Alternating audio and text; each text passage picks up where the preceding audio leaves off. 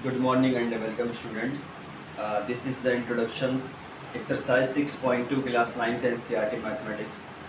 We have completed exercise 6.1 and we have discussed about the lines and angles, different types of angles, and now we are going to study about the also different types of angles, that is corresponding angles, interior angles, exterior angles, alternate interior and exterior angles. So we will discuss one by one in this video.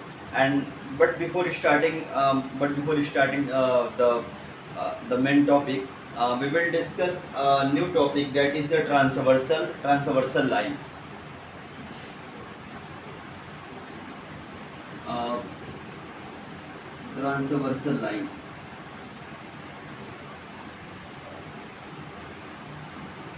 Transversal line के बारे में आपने शायद पहले कभी नहीं सुना होगा कि है क्या।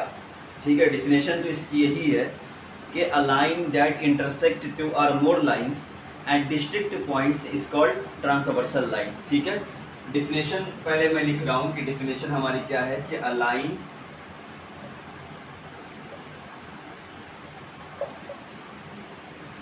That intersects two or more lines at distinct points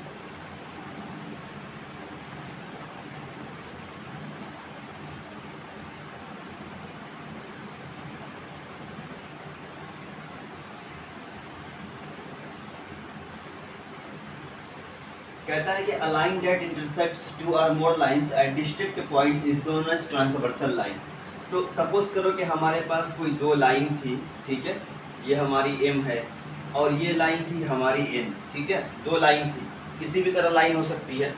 अब इनको इंटरसेक्ट करने वाली एक ऐसी लाइन, ये मान लो l थी, जो इनको इंटरसेक्ट करती थी, यानी कि दो अलग अलग पॉइंट्स पे, एक यहाँ पे काट रही है, दूसरी यहाँ पे काट रही है, तो दोनों लाइन को इंटरसेक्ट कर रही है एट डिस्टिंक्ट पॉइंट्स। यानी कि डिस्टिंक्ट मतलब होता है अलग अलग, पहला पॉइंट ये है, दूसरा ये है, तो ये जो लाइन है यही क्या कहलाएगी, एल, ये हमारी ट्रांसवर्सल लाइन कहलाएगी। ठीक है, बहुत ही आसान डिफिनेशन थी और एक ही वर्ड एक ही सेंटेंस में सारी चीज़ें इसमें है कि दो लाइंस को जो लाइन इंटरसेक्ट करती है अलग अलग points, that is called transversal line.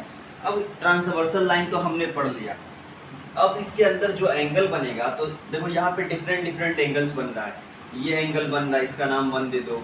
ये एंगल बन रहा है, ये 2 है, ये 3 है, ये 4 है। ठीक है, इसी तरीके से ये एंगल 5 हो जाएगा, ये एंगल 6 है, ये 7, ये 8। इस तरीके से टोटल 8 एंगल्स बनेंगे जब एक ट्रांसवर्सल लाइन जो है, दो लाइंस, जब एक ट्रांसवर्सल लाइन की बात होती है तो हमारे पास टोटल 8 एंगल्स होते हैं। ठीक है, अब हम जो बात करने वाले हैं, चाहे वो इंटीरियर एंगल्स की बात हो, चाहे एक्सटीरियर की हो, चाहे करेस्पॉन्डिंग की हो, चाहे अल्टरनेट एंगल्स की बात हो, तो हम इसी में ही करेंगे, इसी फिगर में।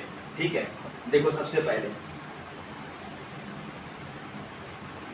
पहला जो हमारा ये है कि क्या है, एक्सटीरियर एंगल्स। ठीक है, एक्सटीरियर का मतलब क्या होता है भाई, एक्सटीरियर का मतलब होता है बाहर का, एग्जिट करना। ठीक है, तो एक्सटीरियर मतलब यहाँ पे जैसे हमारे पास एक फिगर है, ये है लाइन और दूसरी लाइन ये है मेरे पास, इसका नाम m है, इसका नाम n है, तीसरी लाइन इंटरसेक्ट करती है l, तो ये एंगल 1 है, ये एंगल 2 है, ये 3 है और ये मेरे पास 4 है, ये 5 है, ये 6 है, ये 7 है, ये 8 है। तो इंटीरियर का मतलब क्या होता है कि अंदर का एंगल। तो यहाँ पे देखो मैं दूसरा फिगर बना रहा हूँ, अंदर का एंगल कौन कौन सा है, यानी कि इस लाइन के अंदर, ये तो बाहर हो जाएगा ऊपर का पोर्शन, इसके अंदर क्या आएगा, ये एंगल आएगा जिसका नाम 3 है और ये एंगल आएगा जिसका नाम 4 है। अब इस लाइन का इंटीरियर, एक्सटीरियर क्या होगा, सॉरी हम बात कर रहे हैं एक्सटीरियर की, हम इंटीरियर की बात नहीं कर रहे हैं। ठीक है, अभी हम एक्सटीरियर की बात कर रहे हैं यहाँ पर। तो एक्सटीरियर का मतलब हुआ बाहर का, तो बाहर का एंगल क्या हो जाएगा, डेट इज़ 1 और यहाँ पे क्या हो जाएगा, 2 हो जाएगा। ठीक है, तो इस लाइन के बाहर इसी तरीके से जो दूसरी लाइन है ये वाली, इसके बाहर एंगल कौन सा है, बाहर मतलब नीचे की तरफ इधर को, ये हमारा 6 है और ये हमारा 7 है। तो कहने का मतलब ये हुआ कि एक्सटीरियर एंगल्स हमारे पास कौन कौन सा हो गया, पहला है 1, दूसरा है 2, तीसरा है 6, चौथा है 7, ठीक है। तो ये हमारा जो है थोड़ा सा यहाँ पे नंबरिंग गलत हो रही है। अगर आप चाहो तो नंबर आप यहाँ पे चेंज कर सकते हो। जैसे हमने नंबरिंग स्टार्ट किया था इधर से, ठीक है, हमने जो है नंबरिंग जो स्टार्ट किया था, तो ये हमारा 5 हो सकता है, ये 6 हो जाएगा, ये 7 हो जाएगा, ये हमारा 8 हो जाएगा। तो इस हिसाब से क्या होना चाहिए कि एक्सटीरियर 1 हुआ, 2 हुआ, 7 हुआ, 8 हुआ यहाँ पर। इसी तरीके से जब हम इंटीरियर की बात करेंगे कि इंटीरियर एंगल्स, तो इंटीरियर एंगल्स में कौन कौन सा आएगा, यानी कि ये जो लाइन थी ये M थी, ये लाइन N थी, ठीक है, और एक ट्रांसवर्सल लाइन थी L। ये अब इंटीरियर की बात हो रही है, तो इस लाइन का इंटीरियर यानी अंदर की तरफ कौन सा एंगल बन रहा है, 3 और ये 4।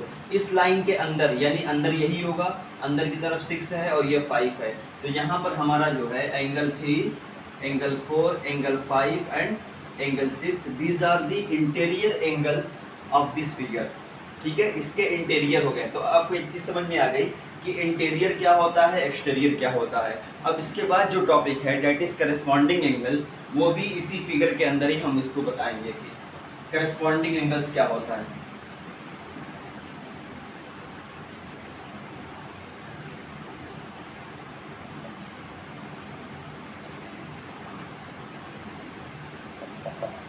देखो, करस्पॉन्डिंग एंगल का मतलब होता है ये एग्जिस्ट करता है पेयर्स में, ठीक है, exist in pairs and there are 4 such pairs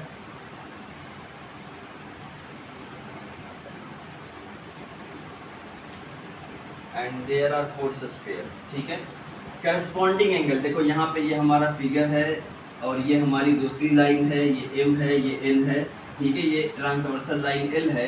तो करस्पॉन्डिंग यानी टोटल एंगल्स कितने होते हैं, 8 होते हैं। लेकिन जब भी करस्पॉन्डिंग की बात की जाएगी तो वो पेयर में हम बात करेंगे, ठीक है, यानी कि पेयर 2 एंगल्स की बात की जाएगी। ये 1 था, ये हमारा 2 था, ये 3 था और ये हमारा क्या हो जाएगा 4, ये 5, ये 6, ये 7 और ये 8। तो करस्पॉन्डिंग का मतलब होता है मैं कहूँ कि मेरे करस्पॉन्डिंग कोई और है, यानी कि मैं जिस डायरेक्शन में जा रहा हूँ वो भी मेरे ही साथ चल रहा है।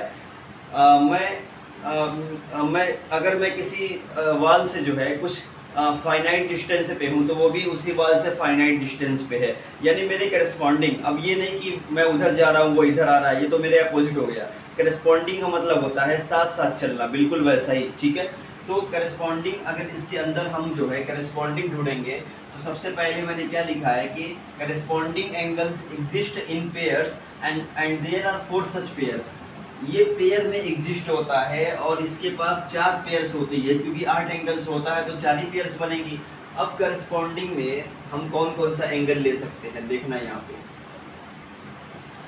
मैं कहूँ कि ये एंगल है, ये कहाँ पे है, ये एक्सटीरियर एंगल है, बाएं साइड में है, ट्रांसवर्सल के लेफ्ट में है, तो इसके करस्पॉन्डिंग ये होगा, इसके करस्पॉन्डिंग क्या होगा, ये एंगल होगा, ठीक है। जिस साइड में है, अगर ये साइड ये इसके ऊपर है तो ये भी इसके ऊपर होगा, इसके करस्पॉन्डिंग ये एंगल होगा, ठीक है, क्योंकि ये राइट साइड में है, ट्रांसवर्सल के राइट साइड में, और इस लाइन के नीचे है तो ये इसके करस्पॉन्डिंग होगा। इसी तरीके से इसके करस्पॉन्डिंग यानी कि ट्रांसवर्सल के लेफ्ट में है और ट्रांसवर्सल के लेफ्ट में नीचे की तरफ ये एंगल है, ठीक है। ट्रांसवर्सल के राइट में ऊपर की तरफ ये एंगल है, इसके करस्पॉन्डिंग ये होगा, इस तरीके से। तो these are the corresponding angles, that means के angle 1 and angle 5, angle 2 and angle 6, ठीक है, angle 4 and angle 8, angle 3 and angle 7, ये सब क्या है, these are the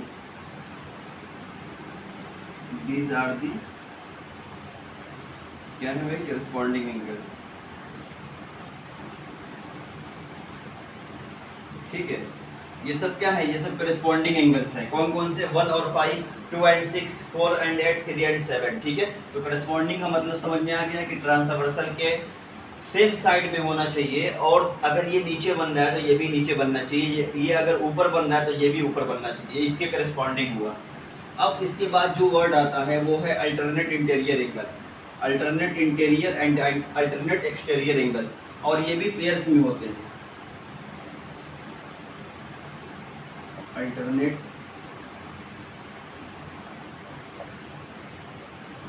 interior angles, उसके बाद अल्टरनेट एक्सटीरियर एंगल्स, ठीक है। देखो भाई, फिर वही फिगर मैं बना रहा हूँ, ठीक है, बार बार एक ही फिगर का यूज हो रहा है।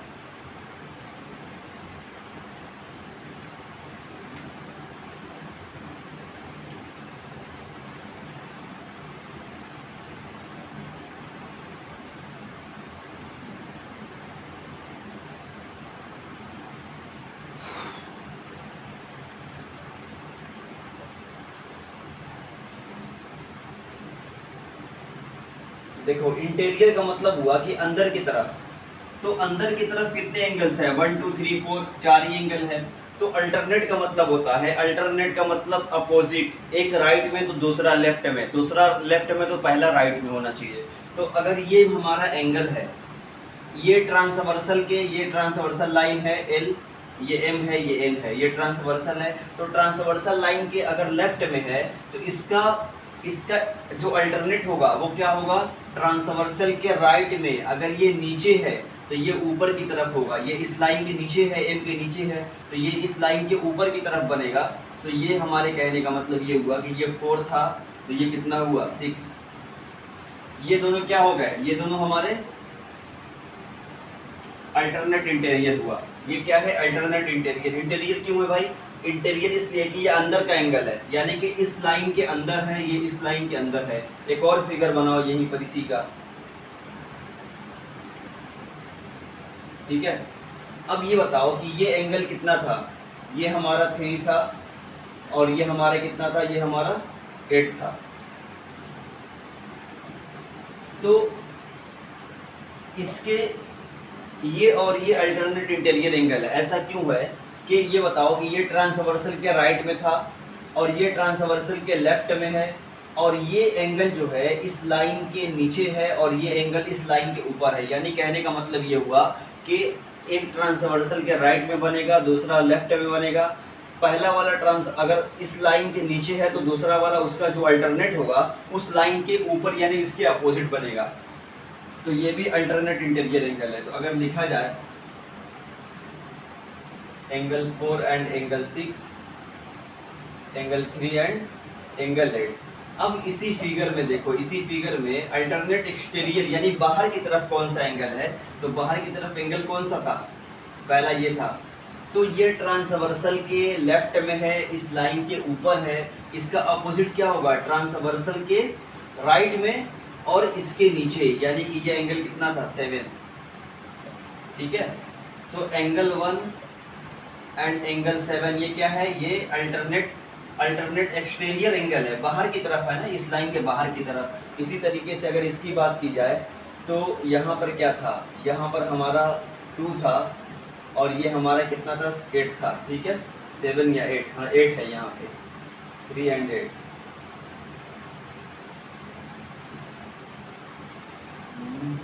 गड़बड़ हो रहा है क्या, 4 एंड 6, ठीक है। 3 एंड 5 होना चाहिए, 3 एंड 5। तो अब देखो ये 2 है, तो 2 राइट साइड में ऊपर की तरफ है, तो लेफ्ट साइड में नीचे की तरफ क्या है 8 है।